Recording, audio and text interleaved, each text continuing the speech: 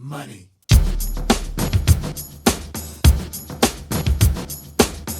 Hello, everybody, my friends, my countrymen. Lend me your ears. It is time to discuss some movies. Today, we're talking about a movie from 1985 called Brewster's Millions, directed by the one and only Walter Hill. Walter Hill, guys, if you don't know, he's made some bangers. You probably don't even know you've watched a Walter Hill movie, but we've all seen one. I'm not going to go into detail about what Mr. Hill has directed because we've all seen one of his movies.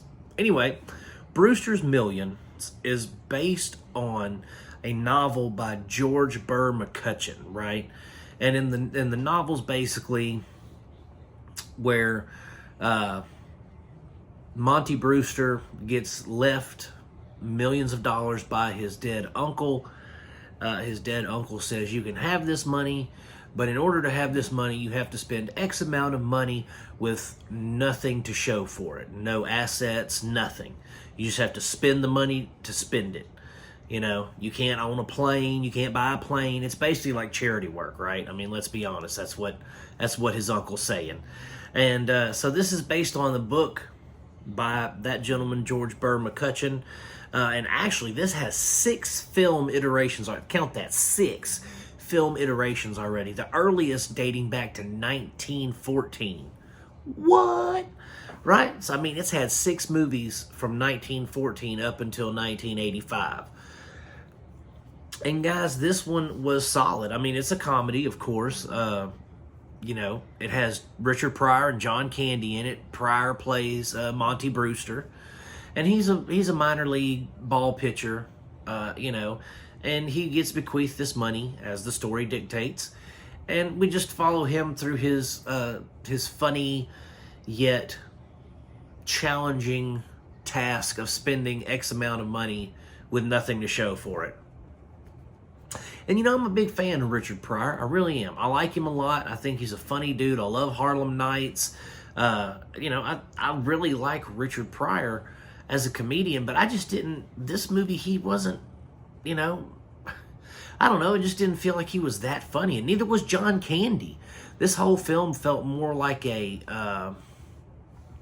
was a lot of dry humor, I guess, because when I watched it, I didn't find myself laughing a whole lot. I mean, there was some really goofy parts to it. There was some parts that I was like, that's cute, you know? But nothing ever made me, like, really laugh, like, out loud chuckle, you know? And it just wasn't, a comedic gem like I thought it would be, having Richard Pryor and John Candy in it together. And again, the story itself lends to being funny because, you know, he'll wind up spending money on something. He's like, oh, I'm going to give this money to these people, you know, and then those people wind up turning around and making a profit with it and giving it back to him, you know, and he's like, no, I don't want that. And so it's really, you know, some of the situations are pretty funny in it, but it just didn't land with me, which I wish it would have, because I wanted to like it, you know, I really did, because like I said, it's got 2 of my favorites in it. It's got Pryor and Candy in it, and Candy was more of a supporting character, so he didn't really have a lot of, I mean, he had decent screen time, but he didn't have a lot of important things to say. He was more there for the yuck factor, you know, like just to giggle at. And the other supporting cast was decent. They didn't lend a whole lot to, you know, the story, but, you know, what can you do? I was expecting something a little funnier, and I didn't get it, and that's okay. Walter Hill did a fine job of directing the scenes and getting good scene compositions and all that kind of stuff, but, I mean, again, this probably wasn't one of Walter Hill's better films either. It was just kind of mediocre, you know, at best, it was mediocre. You know, but if you really want to check out Brewster's Millions, you sure can. I'm not going to tell you not to, because you may find it way funnier than I did. But I just thought that the film overall was just kind of bland. You know what I mean? I wasn't overly impressed.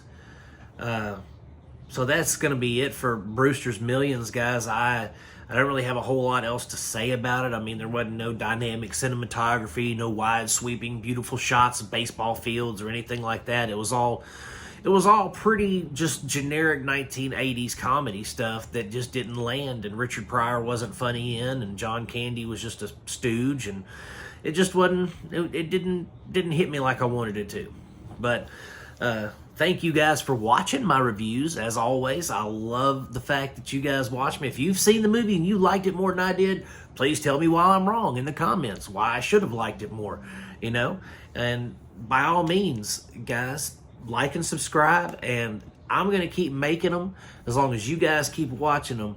Peace out, my friends. God bless you, and I'll see you soon. Money.